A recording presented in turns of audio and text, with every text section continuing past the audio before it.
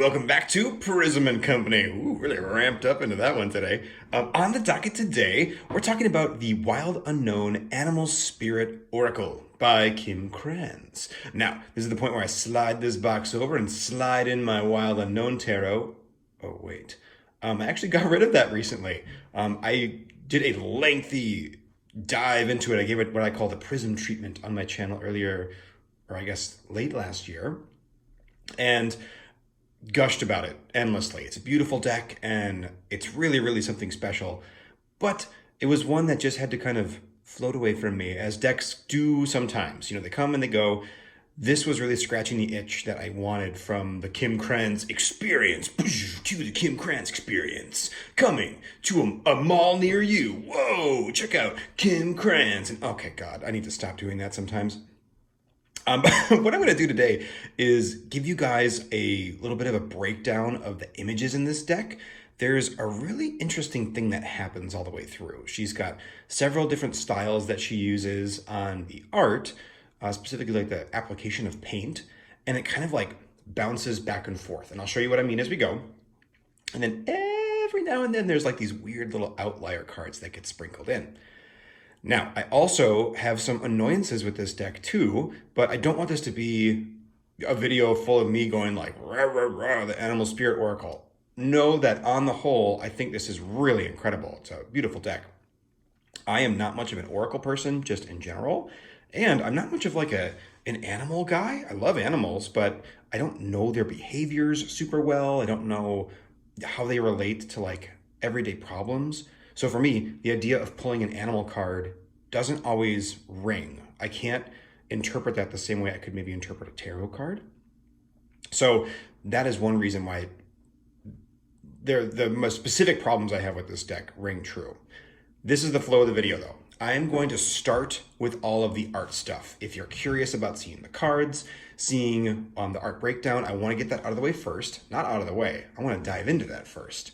And then if you want to stick around to hear my critiques of the deck, you know, we can do that at the end. If you just want to, you know, hear the gush fest and all the sweet stuff, I'll leave that right at the beginning. I know that there are people who want to hear both, so I'll separate it nice and evenly for you. So without further ado, let's dive right in and take a look at the high-level concepts, and then we'll break down those concepts into their fragmented, beautiful places. There is one major difference between the cards in this deck, and from each other, I should say. That is the application of the pen. This is a style called Pointillism, where many dots are used to create value or create shading, essentially. So you can see that all of these little guys are just teeny tiny dots, and I don't actually think there's any lines on this particular card. This is the most elaborate use of Pointillism in the whole deck.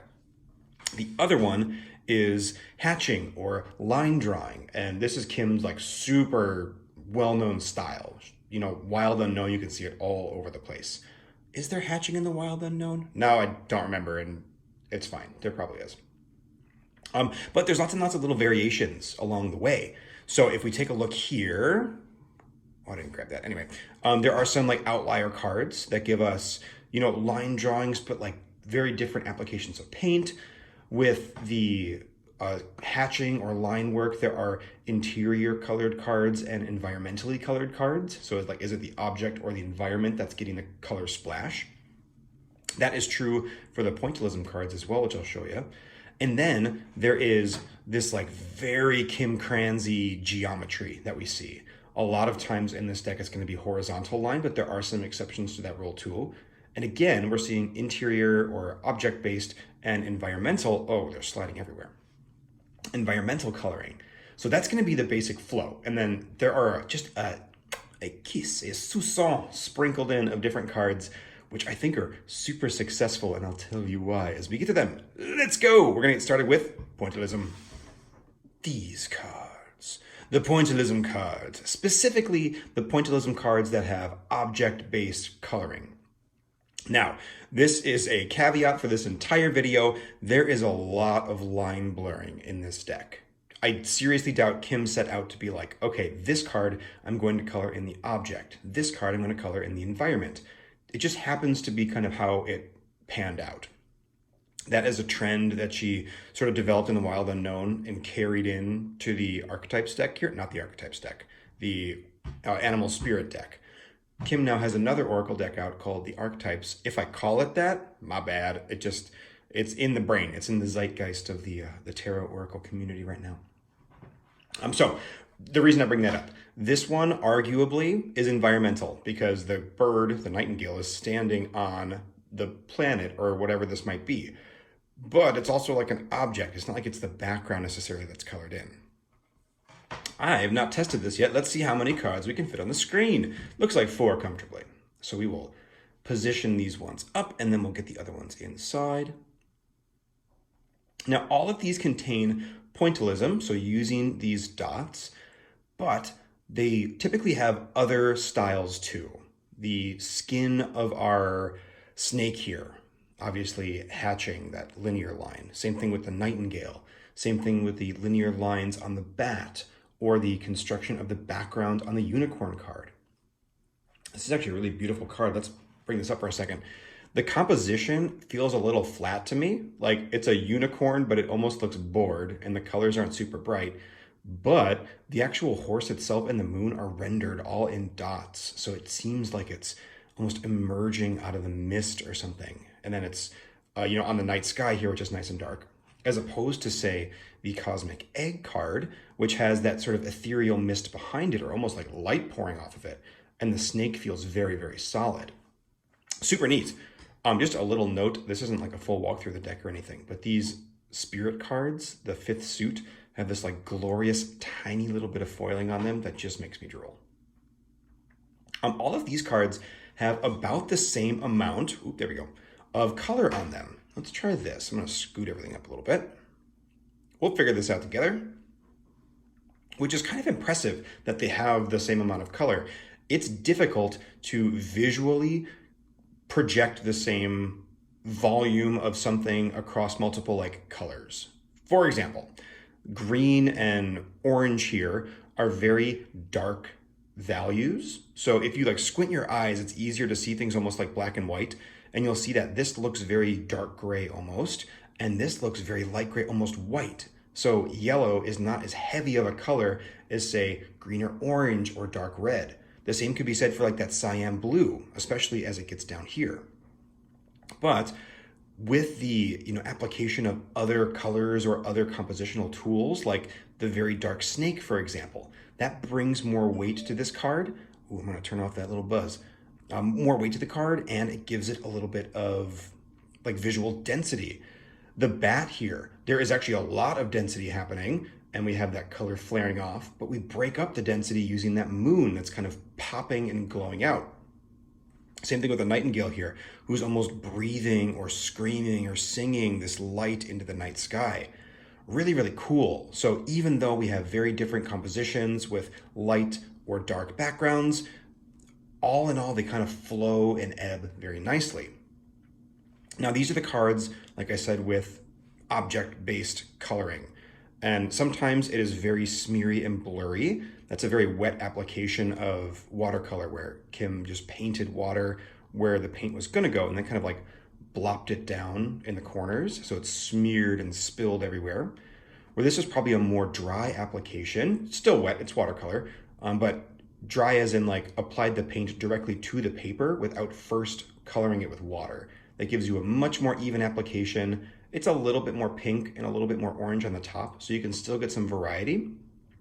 But even with the different application methods, the overall compositions look the same. Now, if I gather these up here, there's also a couple of outliers in the pointillism section, and they're not outliers because they don't use pointillism, because they sure do, but they just use such a small little dash of color. They almost read as black and white on first blush, especially the shark, whose only color is that little lower jaw. So cool. I love that just that little teeny tiny splash is in there. I like these a lot because they help, again, breathe a little bit of variety in.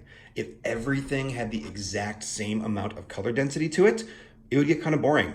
But when you see, these two cards next to each other, in some ways kind of the same thing. We have a very dark background that is a linear vertical line with a pointillism animal. So it's actually rendered using pointillism. This one is completely colored in. This one just has that octopus brain up there.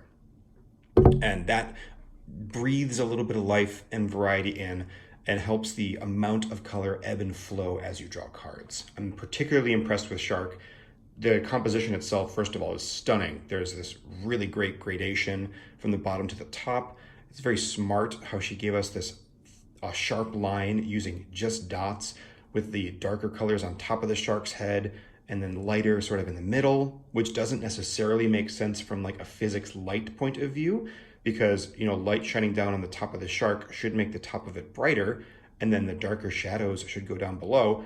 But who cares? Like, at the end of the day, it's just an image. So the image is so smart and so beautifully done. Also, the application of pointillism here is damn near flawless. A lot of times you get these hard linear lines with pointillism because as you move the pen, you're going in a line, unless you're really careful about, you know, mixing up your placement. And the lines here make perfect sense. Sharks are smooth, but they have ridges and edges and gills and things. This background, I mean, maybe right here, maybe right there, but like that's a smooth gradient, baby. And that looks insanely good. Love it, love it, love it. So first up, we have these pointillism inspired cards, and all of these are the ones that are object-based. Let's take a look now at the environmental ones. There's really only one outlier in this section, which is this one. And it's not an outlier in application because we have pointillism as the background here, and then a color wash applied over the top of it. But this card is so dark in comparison to the others, which it's called the black egg. I should hope that it's dark. And oh, look at that juicy purple. Oh, I could just melt into it. It's so beautiful. Purple is not a color that's used very much in the wild unknown. And ooh, this one in Vulture, it does something to me. But let's take a look at the other ones here. These all have pointillism in the background. How can I spread these out in a meaningful way? We'll just do this. But they burst with light and color. Bee and dolphin and deer, you can just feel the paint emanating out from these animals.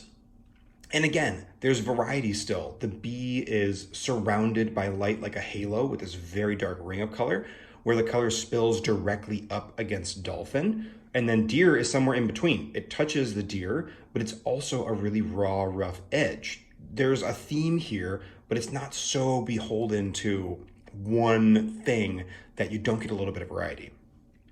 Foxes are one of my favorite animals, and this card makes me a little sad just because it feels, again, very flat. I wish, you know, there was maybe a little more darkness around the snout to kind of pull it out. The tube of the fox feels very just like someone slipped a fox-shaped turtleneck over it. I think a little bit more definition would be cool. And then also the background, I don't know, just like imagine this richness, but with reds and oranges kind of around the side. I feel like that would sing really well, but Kim obviously made the card that she wanted to, and it looks really nice. Phoenix doesn't fit perfectly here. It does have pointillism all across the bottom, but this one's really relying more on just the spill and the splash of the paint as it goes up. And obviously heavy linear lines too. I also love that the Phoenix is a bit abstract. Like the body of it is depicted as a flame instead of the bird. Really neat. That's the only time it happens in this deck as far as I can think, but such an interesting choice. I think this probably is among, maybe probably my favorite. Whoa, I said probably a lot there, also maybe. Let's be a little definitive, Colin. This is my favorite section of the deck. They're super bright, they're super colorful. This feels like Kim Kranz firing on all cylinders to me. She is confident with her mark making, she is bold with her paint application. The colors are bright, they are singing, and you just pick up this card and like, you feel joy when you look at that dolphin. Look at it. It's jumping and singing off the page. And it doesn't need to be in a specific environment. It doesn't need to be like underwater or anything. You can like feel the echolocation bouncing off of this dolphin, and you still know it's swimming because it's in this kind of like wet painted environment. So cool. The bee again, like floating in this space, and you just get like the vibration of its wings coming off of it. So beautiful. Excellent, excellent work. Now, as I pack these up, there are 2 pointillism cards that break the mold because they're black and white. And actually, they break the mold entirely. Oh, actually, you know what? I think only one of them is pointillism. This will transition us nicely into our non-pointillism cards. I totally planned that. These are the only cards in the deck that are totally black and white. Again, a cool breath of fresh air. Hyena looks mean, and it's so cool. And then Raccoon is like hidden away in the dark. So you have this nice gradient. Let me see if I can find my card now. Of things like, Raccoon, Hyena, Shark, which looks basically black and white. And then maybe into, say, Octopus, which gets us a little bit more there. Then maybe the Butterfly. So as you draw cards, they're like these arcs that give you more color. And oh God, even just like, she's so good at this kind of thing. Looking at these two cards together, it's like a yin yang.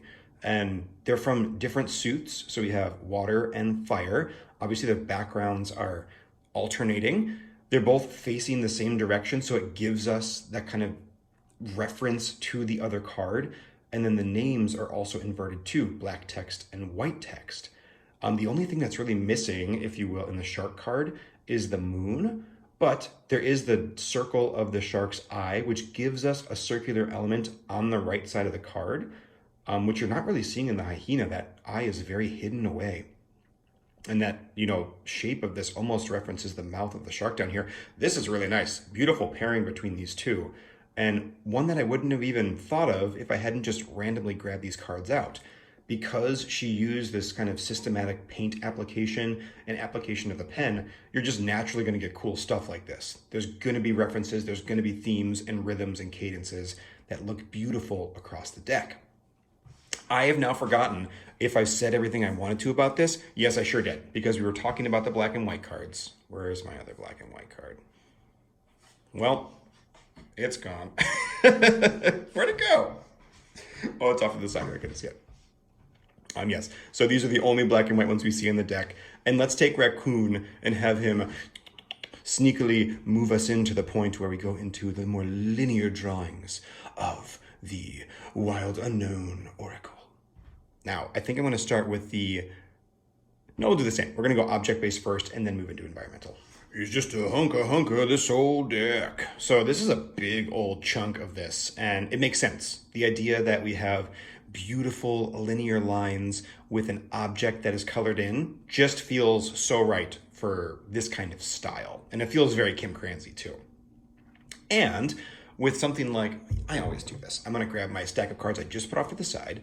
Let's take, shall we? This one, for example, the dolphin. Nope, that's a bad one, actually.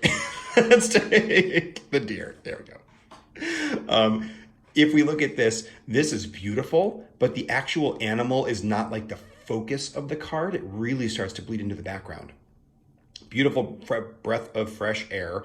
Lovely, loving it, loving every second of it.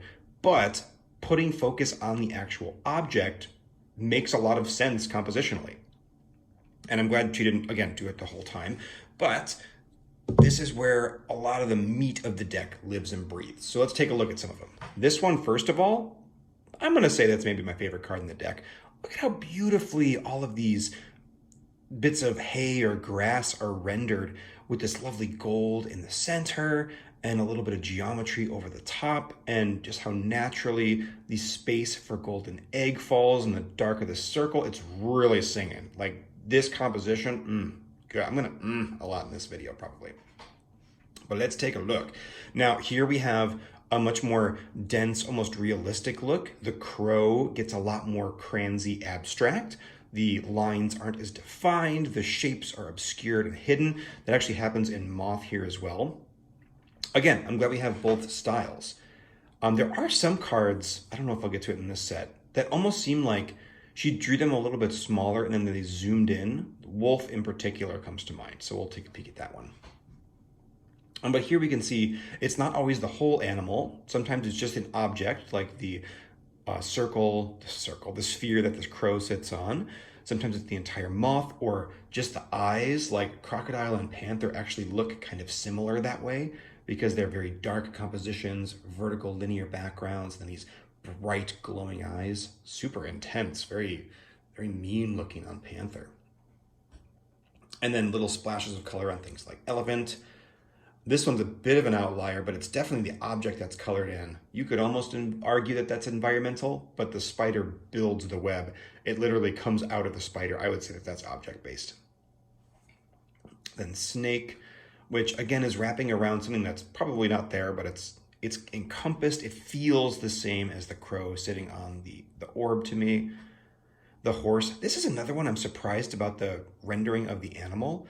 It doesn't look super horsey to me. Now, I'm not a horse guy, and I don't know if she is or not, but I just get the feeling that Kim Kranz is a horse person, that she grew up loving, like horse movies and like everything horse related.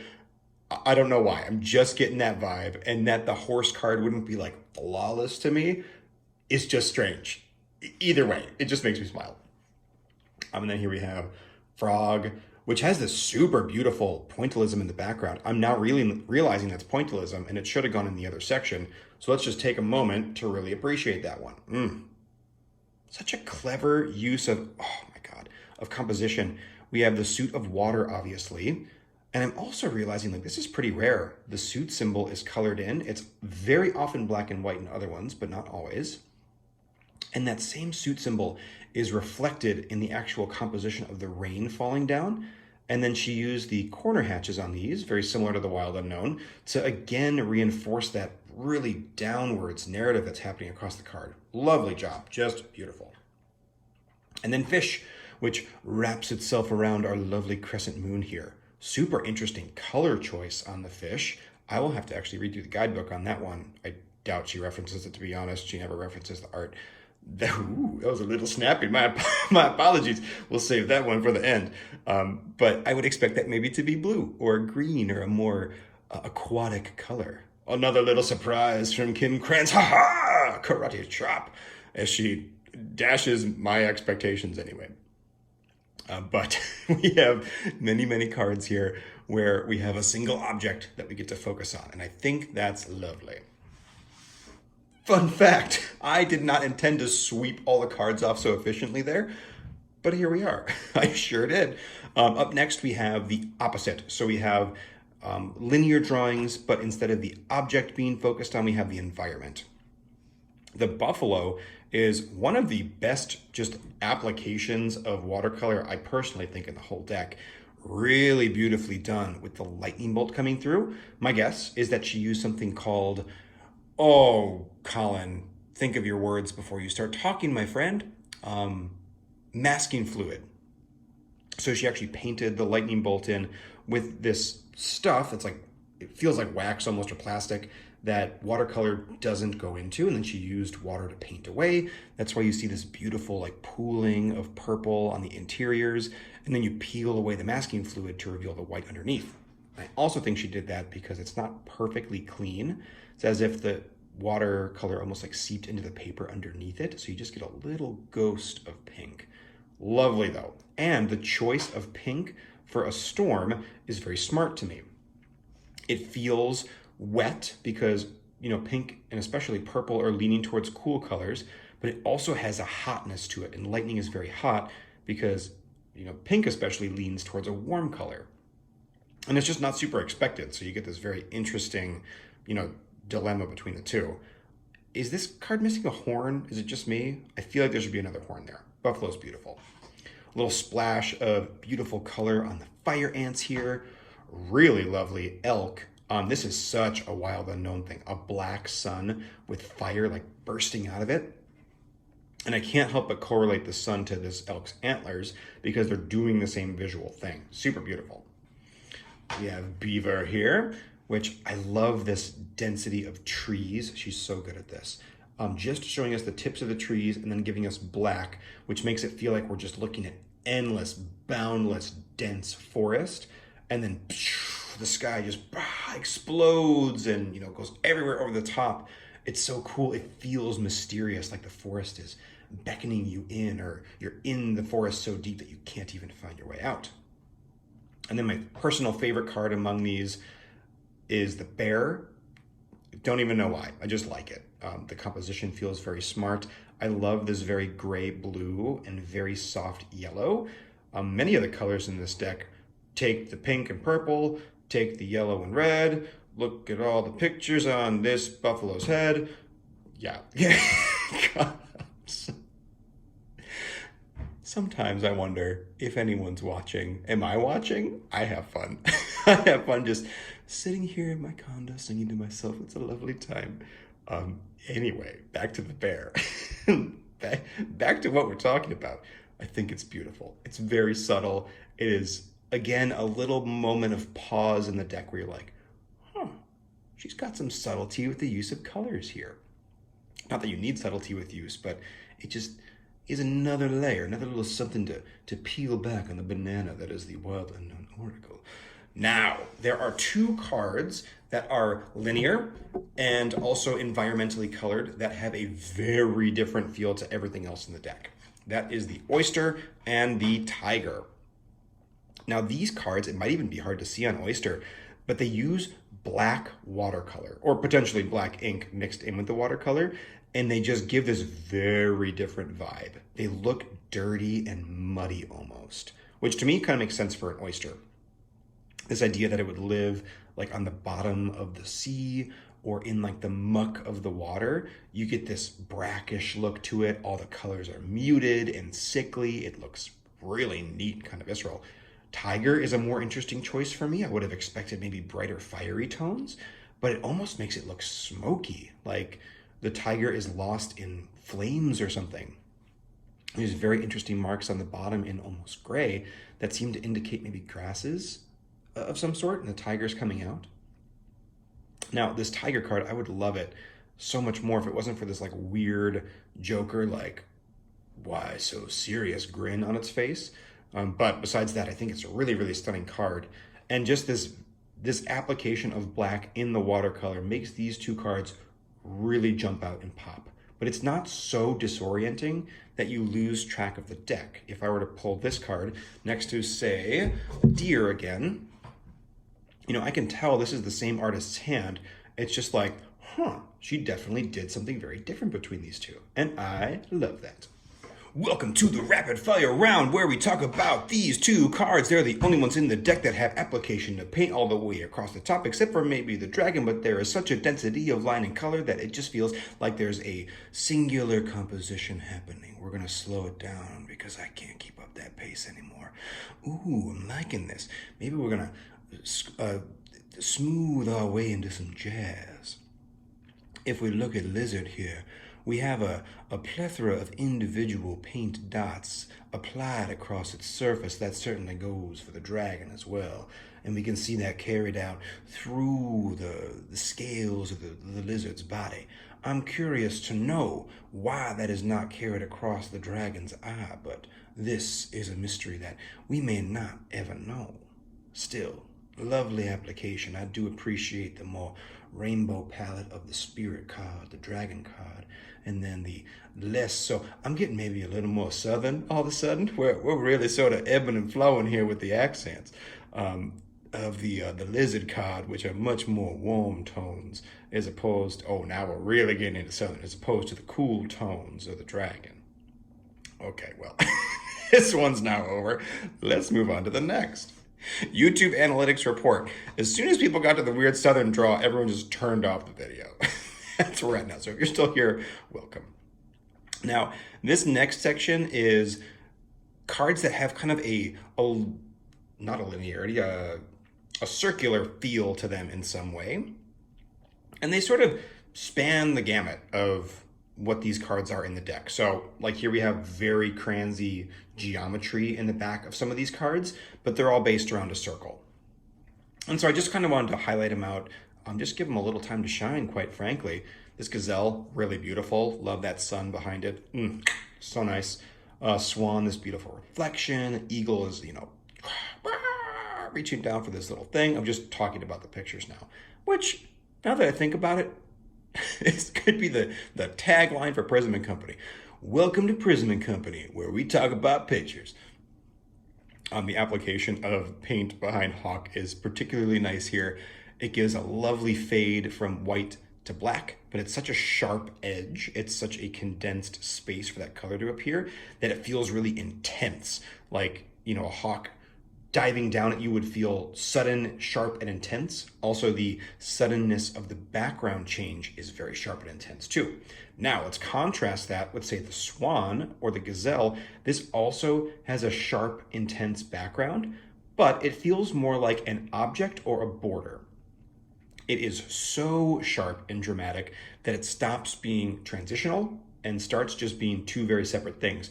Where this is definitely a transition, it just is condensed visually to make it feel more kind of poppy, the noise that I just made. And then also the eagles there, and it's really, really beautiful too. Eagles are kind of dope. Now, there we have the a little bit more like broad view of those round compositions. These ones reach much more into bordered, circular cards. I got there. Woo, I got there. Otter, scorpion, hummingbird, firefly. Why have I not been saying the names of the cards? Oh, wait, hold on here. Let's talk about these ones first. I don't know what's happening with that pile. I love saying the names of animals. They're just lovely. These ones, you can see that much sharper kind of circular composition, definitely leaning more into the kind of linear edges. Also, there's otter. That's really beautiful in there. It kind of sort of doesn't go with the other three. This is where it got a little hard to sort all these cards into piles because there really is this huge variety, this very blurred line about what defines a card as like a paint application category. And again, that's probably because Kim did not do that. I seriously doubt she sat down and was like, okay, this one is going to be a circular composition with environmental coloring. This one, however, or maybe this one is going to be environmental coloring with a splash of accent on the up. Like, no way is she doing that. There's not enough consistency for me to say like, yes, she definitively sat down and really thought about that application throughout the whole thing. Let's take a look at these other cards that I grabbed here, though. These sort of random ones. These two I grabbed out, I know specifically, because they were specifically, let's say specifically a few times. I specifically specified them specifically because the specificity of their specificness was hard to describe specifically. Mouse and owl are both near black and white compositions, very dark with pops of environmental color, object color. They're like dots in the sky. I don't really know. I think that they go well together though. And kind of like shark and hyena, they have this nice sort of like ebb into one another. They're not opposites in the same way. They're almost like the same card.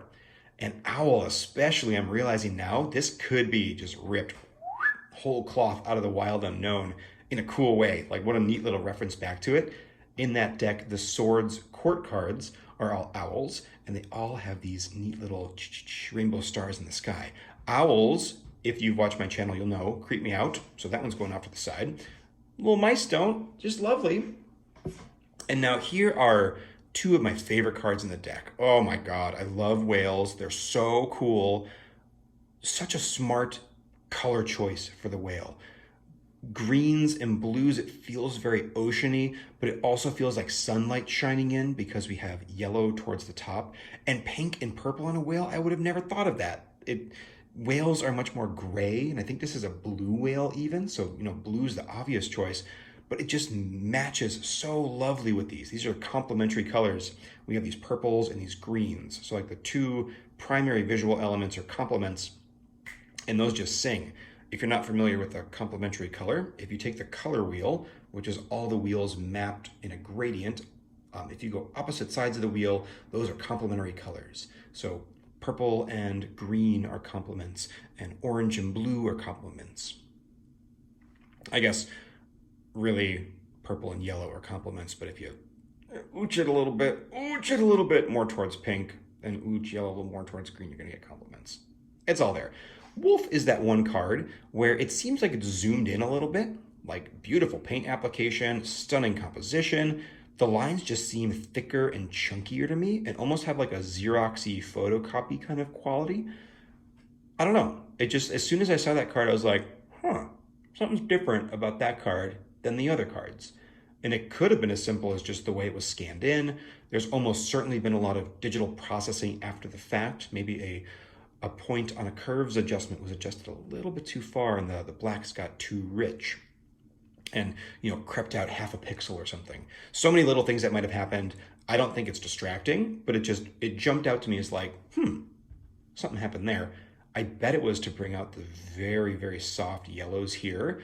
Just this, bringing down of the colors of the whole card, just so these didn't get totally washed out in the print, which I'm glad they did. They're totally beautiful.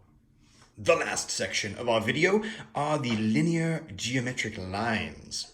Now, these ones just kind of read most Wild Unknown-y to me because she used these so heavily in that deck and didn't use them as heavily in this deck.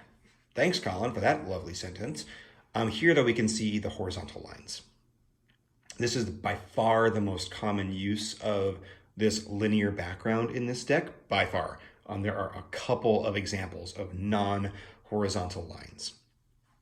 Here we see those condensed, or the painted objects instead of the painted environments. Peacock, I'm realizing, maybe has a little bit of paint in the background, just a small little wash of gray or green, but very condensed, confined colors.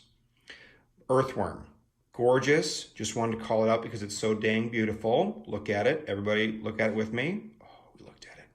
Good work, team. High five. Starfish is pretty plain. It's fine. Zebra, super cool. Again, kind of approaching Shark in that it's basically a black and white composition. But unlike Shark, I'm going to grab Shark while I'm talking.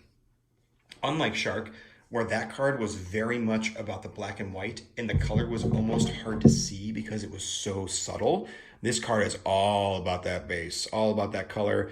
It's the thing that draws your eye in immediately. And then you're like, oh, there's also a zebra on this card. And I think that's because of the yellow. Yellow is so bright and poppy, and then it immediately spills into that pink, so it's very vibrant and gets your eye quick. Where this red is such a dark hue that it almost blends into the grays and, certainly into the blacks. So, looking at these two side by side, you can say, yes, there's both color, but your eye immediately always gets drawn back to that. Also, this is an oddball on the zebra's face. They don't typically have triangles that are glowing with rainbow hues on them. I wish they did, but this is the world that we live in, so be it. And so that draws your eye as an oddity, and then you realize, oh, there's all this cool striation and pattern. Also, the zebra's face and whole body has these very vertical lines, which are contrasting the horizontal lines in the background. Super cool. Really nice job. Also, I'm just realizing the fire symbol almost looks like it was just plucked right off the zebra's face and put up top there. Super neat. Love that one. Where the starfish underwhelms me, like it's fine, but it's, just whatever. The zebra's like, bam, it's firing on all cylinders. Peacock is lovely, just great. Dragonfly is really interesting because while the application of that color on the back is really lovely, to put such a bold water symbol on an air card and then color it blue, something that not even all the watercolors or water cards have, just super interesting to me. Now, dragonflies live around water a lot, but it almost feels like she's trying to highlight the watery part of the dragonfly more than the airy part of the dragonfly. I don't know, kind of cool. Either way, it's just drop dead gorgeous. Not as gorgeous, though, as the earthworm. If you were to tell me when I got this deck, like, Colin, you were going to freaking love the earthworm, I'd be like, yeah, come again, maybe not. But no, look at it. We all need to return and look at this one more time. We're moving on, but now here we have the linear cards with the environmental coloring instead of the object-based coloring. And you can see she really went ham with it, and I love it. So much bold application of pigment on the page. Ooh, a lot of P sounds in that very plosive sentence. And it's not always, like tarantula and sea serpent are almost opposites, and that it is, like totally opposites. We have like a black shape and a white shape in the center of the card with warm tones and cool tones. Pretty neat. And then we have rabbit and lion, which fade into black or gray on either side. Just lovely, super cool. Tarantulas and spiders in general creep me out, so we're just going to send that one right after the top. Now here's vulture. Oh my goodness gracious. Vulture breaks the mold a little bit, again, in that very refreshing way, in that it is environmentally colored, but instead of the entire, line being colored the whole way through, it's just this little splash of purple. Purple! I love purple. beautifully done. It looks like it's almost emerging out of smoke. If anyone's ever seen Lost, this feels like the smoke monster has manifested into a vulture, which feels like I'm thinking that it might do. Anyway, I digress. Just lovely how it kind of decomposes almost into the rest of the image, and this starts to obscure those lines as they go back. Really nice job. I think, where'd my tarantula go? I'm gonna bring it back in. Super cool that the themes from the Wild Unknown like this are carried through. I think it makes like using both decks together, for example, much better because you can see very consistent themes. If you pull the tarantula next to the Three of Wands or Three of Cups, excuse me, those cards would look very, very similar. This is a moment where I wish I had my Wild Unknown still, but I digress. Lovely overall. My brain kind of melted down there, so I had to cut some stuff. If it was a rough cut, bam, surprise, we're at Stingray. Stingray is the only example of linear line that is going in multiple directions in the background.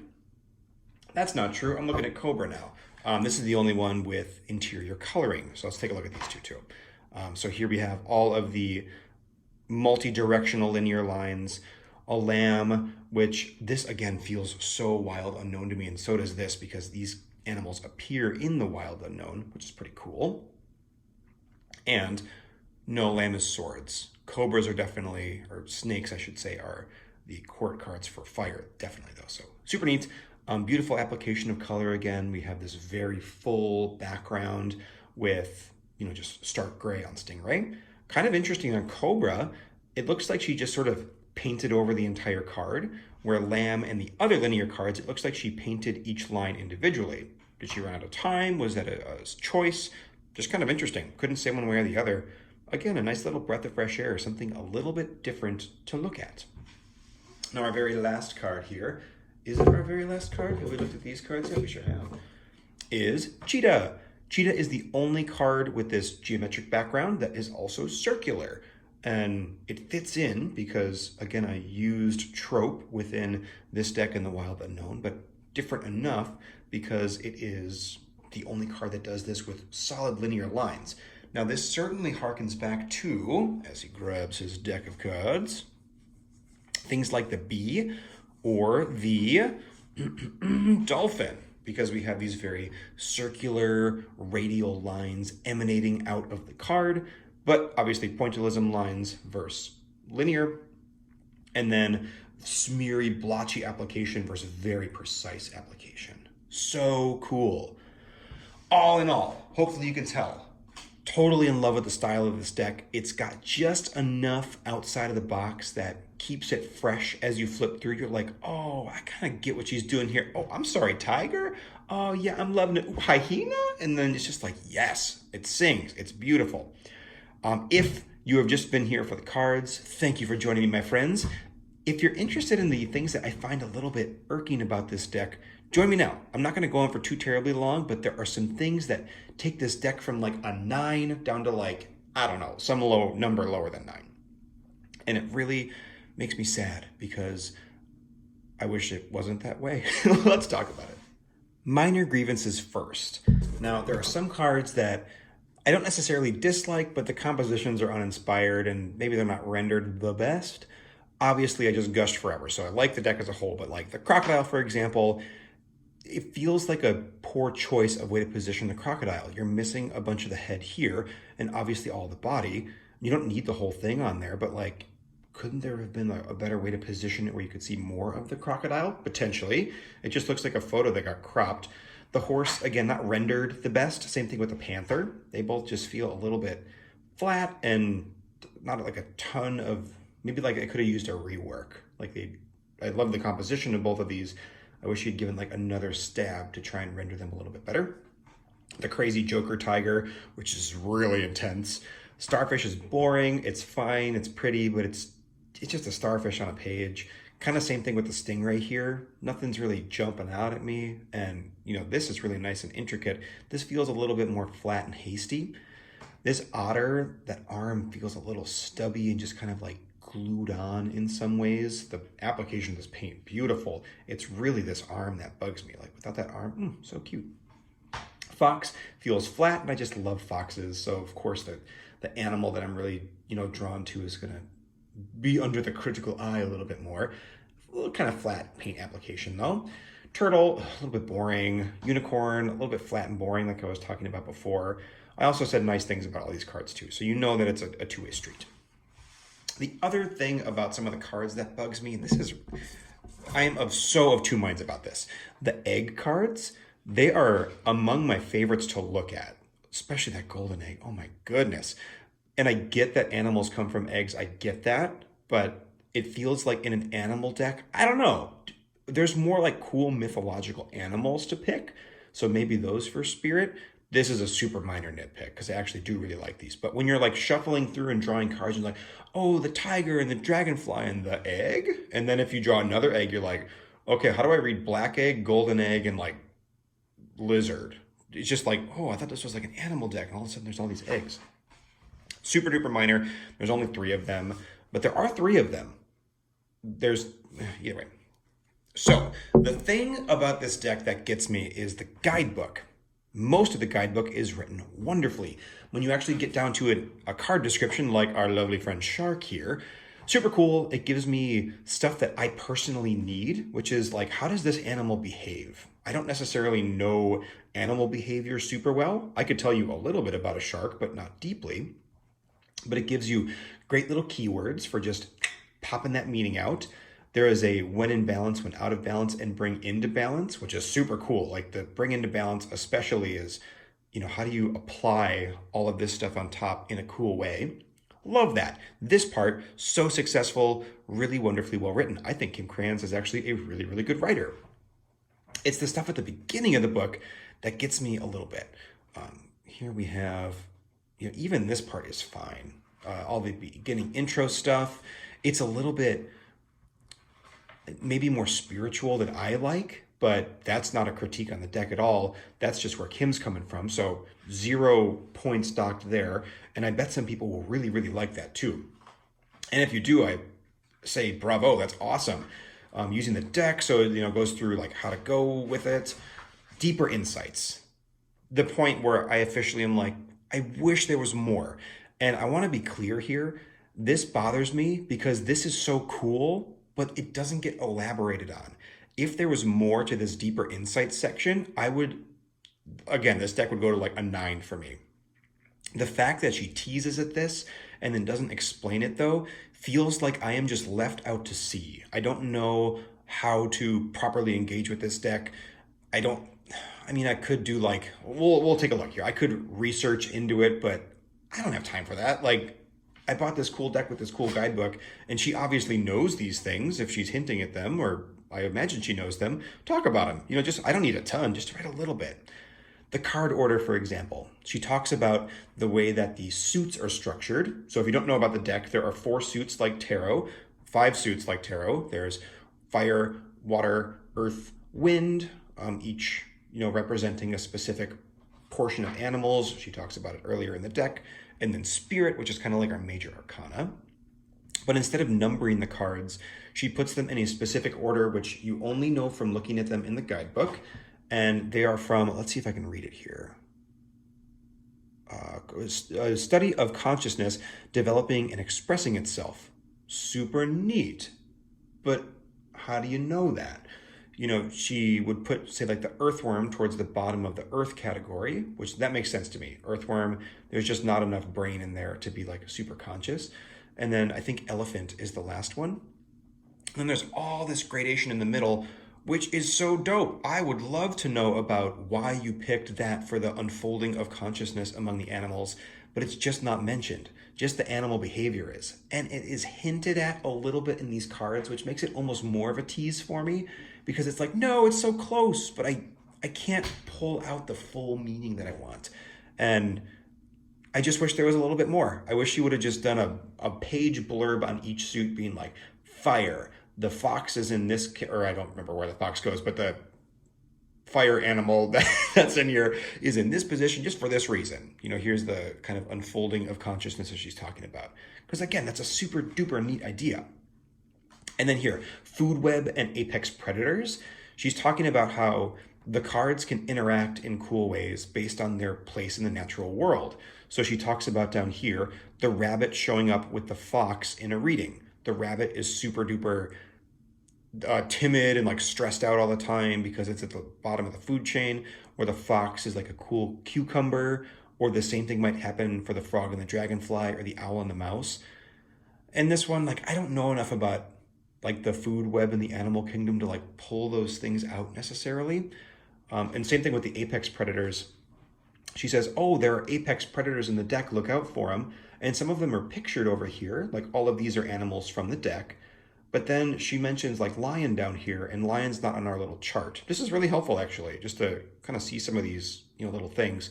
And I get that you can't talk about every relationship of every card, but I would love for these elements to be expanded on a little bit.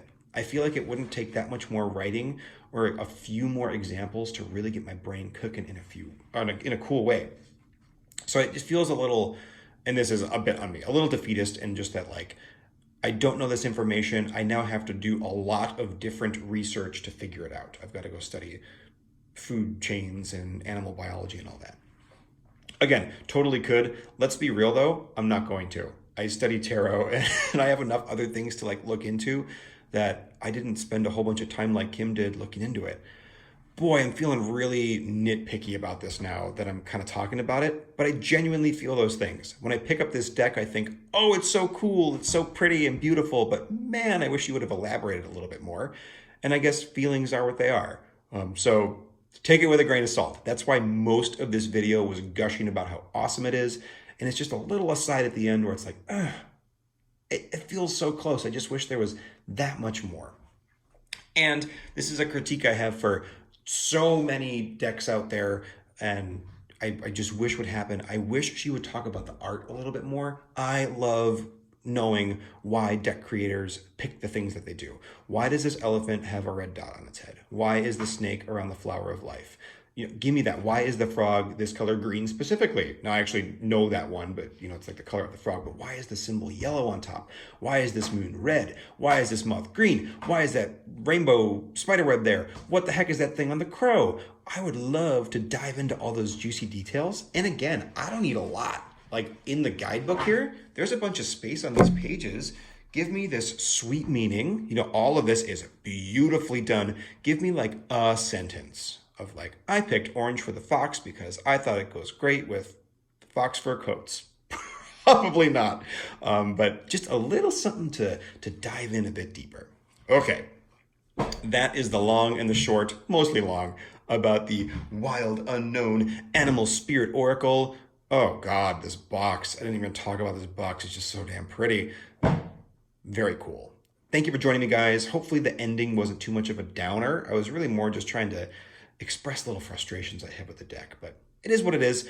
Let me know if you enjoyed, if you use this deck yourself or you're an animal person. I'd love to know what your experience is like with it, because me, it just feels like I'm butting my head against a wall because this deck operates on a bunch of axes that I don't, and yet here we are. It's so beautiful that I just can't stay away. I look forward to talking with you guys next time, and I hope you have a wonderful rest of your day. Bye-bye.